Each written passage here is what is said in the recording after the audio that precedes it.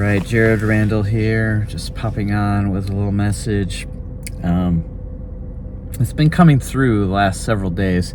So again, I've been busy helping out a friend, doing some manual labor. Good times, actually. But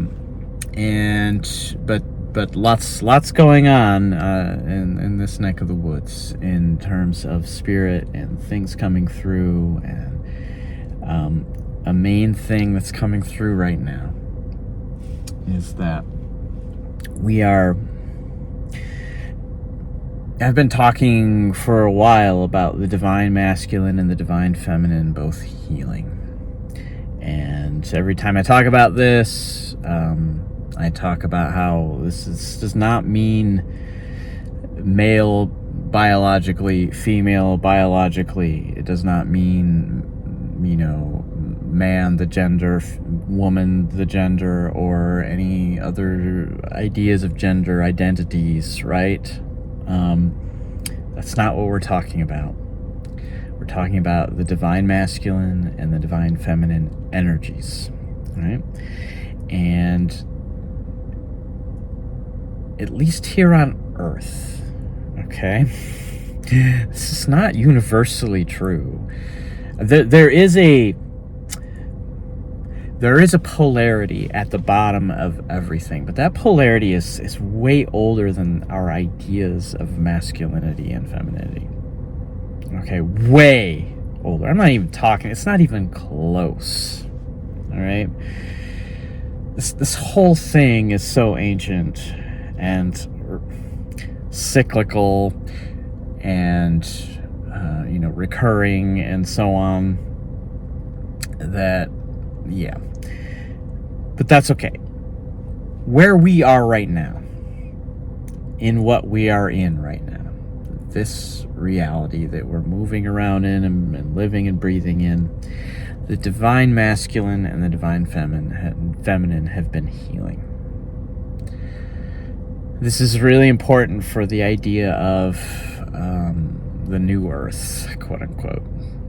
The idea of a different energy underlying life on Earth, and really that energy being brought in, coming down, and being grounded into place. Earth energy. This is all about fire to earth. There's four energies that we're working with, from one perspective, four energies that we're working with. The fire comes down, we have water, we have the air that must be negotiated, and they add things, right? They add things. And then grounding into the earth, which is where we get structures. We get things that last, okay? So, for instance, having a dream about someone that you've not met who is going to be important to you, or you think maybe is going to be important to you. That's all fire energy for the most part, and it's probably partaking of the water and the air, right? Especially as you take that in and you remember that dream, right? And you have thoughts about it, air energy. You have feelings about it. You have intuition about it, water energy. It being grounded into place is you actually meet that person, you develop a relationship with that person, and now we're dealing with the earth energy. We've brought the fire down, and we've got actual earth energy going on. Earth energy persists, right? The trees are the embodiment of this, right? Of fire coming down. Spirit is here and is grounded in place with these beings, with trees. And they are so earthy, and yet so much fire, so much spirit, and so much in touch with the water in the air, right? Drinking the water, lifting their arms up into the air, always testing the air, feeling the air is going around them, the wind is coming and going, and the trees are amazing that way. We as human beings are trees in some way. in a spirit way. We are trees. If you talk to trees much, if you listen to them, they're going to tell you that. They're going to tell you that. Eventually, you're probably going to hear a tree talk to you that way. And the trees I've talked to tend to really impress on me the importance of rootedness. That's grounding things, of rooting, of the earth energy is so important, because that's what the structure can then grow, and something new can come into being and remain and grow and become.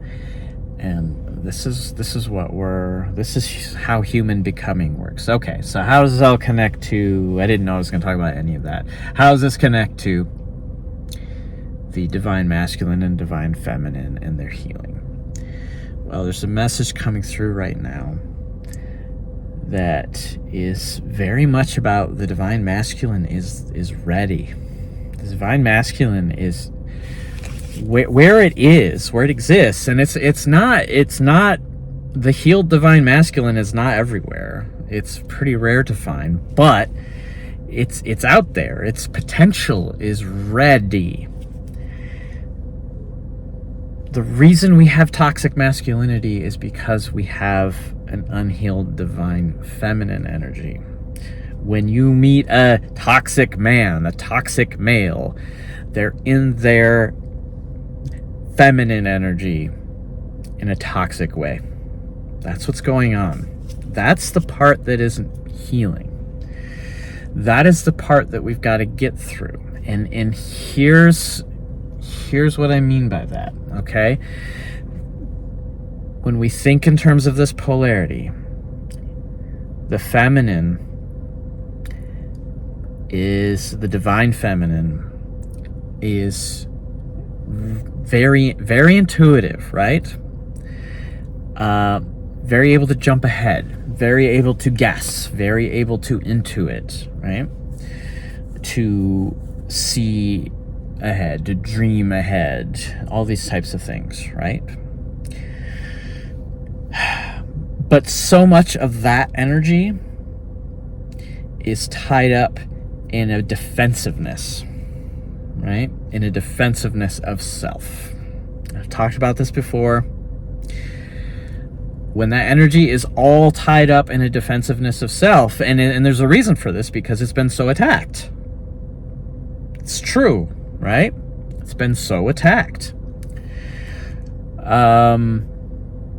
Think of witch hunts. Think of Christianity, by and large, destroying all the old religions, which were much more balanced between the masculine and the feminine energies, the feminine and the masculine energies. And that's what we need, is balance, right? What we've got right now is imbalance, and we have a divine feminine that's trying to heal, and it's trying to get in touch with its intuition, its abilities, its capacities, which are needed in the world. Okay? But they're very often, when as we develop them and they get stronger, they're being kept in a place where most of their energy is about identifying threats and writing people off and imagining the worst of people. Imagining that, oh, you're going to hurt me. I'm out of here before you even can do it. And again, a lot of this comes from what we would call a male person, a man, but not always, and certainly not exclusively. Certainly not exclusively, not even close. It's really happening in all people, because we're all a balance of these two energies. So this isn't about pitting men versus women and women versus men. That's not what this is about. What this is about, and this gets into when we really talk about being in touch with the fifth dimension. Okay, and look up previous videos of mine about the fifth dimension. I go into a lot of that.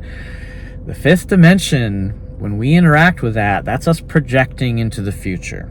That's us sorting through possible timelines that haven't yet happened, that could happen, and we can start to pick them. We can start to sort through them and decide which one we want to experience.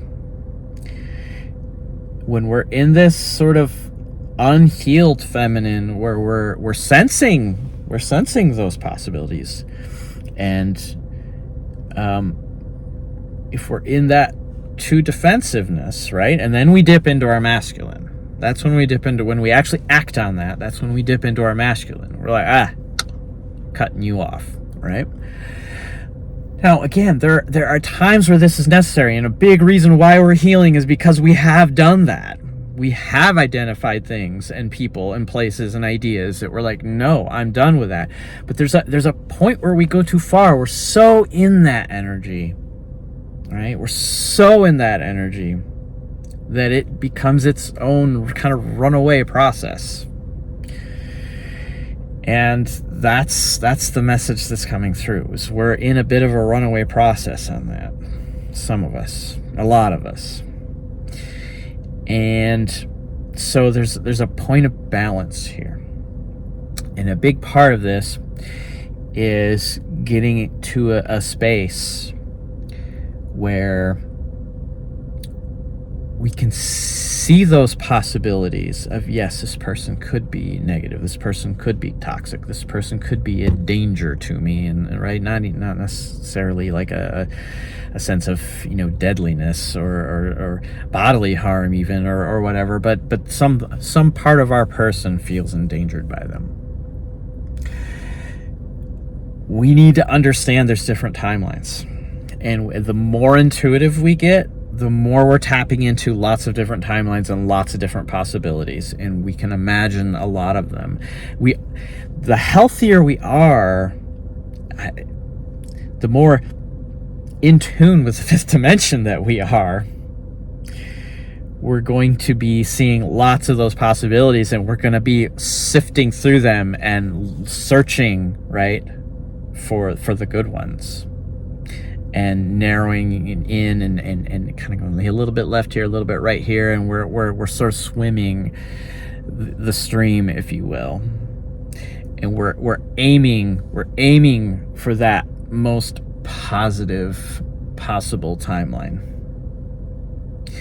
by simply looking for it, expecting it, and rejecting the ones that aren't like that, right? And this is so much about relationships, because human beings are so relational. It's so much about relationships. So we are, that's the challenge. If you want to work with the fifth dimension, this is what you need to work with, because you're a human being. If you're listening to this, I assume you're a human being. You're probably not a cat or a dog who's, sitting watching their human's YouTube feed. And you're probably sorting timelines right now, and you need to understand this, that there's going to be someone in your life where, yes, there's a possible timeline in which there may be extremely bad even, but that may not be them. And until you know, you don't know. And until you know, you need to be aiming, you're almost aiming them towards their best timeline, which is also your best timeline. And this is where we get to the Heartmind. The Heartmind connection is so important. You've got to be able to see them through the Heartmind connection, right? Where there's this flow of energy between the heart and mind, and they're together, and the heart is open, and the eyes are soft. This is really important. The heart is open, the eyes are soft. This is how you can know this, right? If you're super intense up in your head, that can be really toxic, right? And again, we can be the intuition, but not, we can have that sense of intuition, but actually not have an open heart.